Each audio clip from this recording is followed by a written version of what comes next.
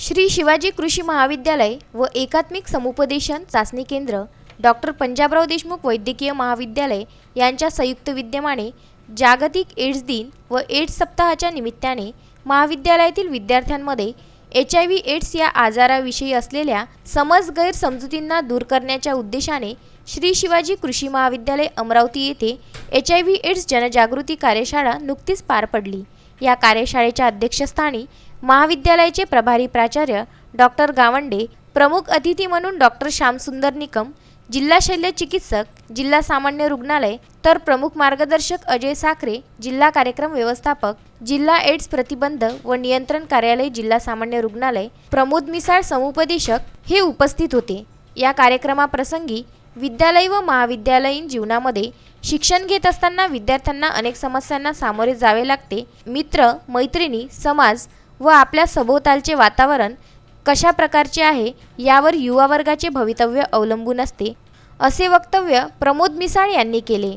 या कार्यक्रमाला वर्षा घरडे, चंद्रकांत हिरोडे, किशोर पात्रे, जय वाडोकार, मधु करमकर हे उपस्थित होते।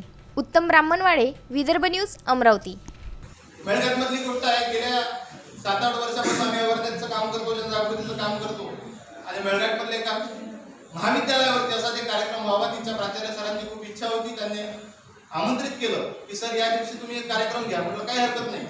मग रीतसर त्यांनी एक नोटीस काढली, पूर्ण कॉलेजमध्ये नोटीस फिरवली की उद्या HIV जनजागृती कार्यक्रम आपल्या महाविद्यालयात होणार आहे।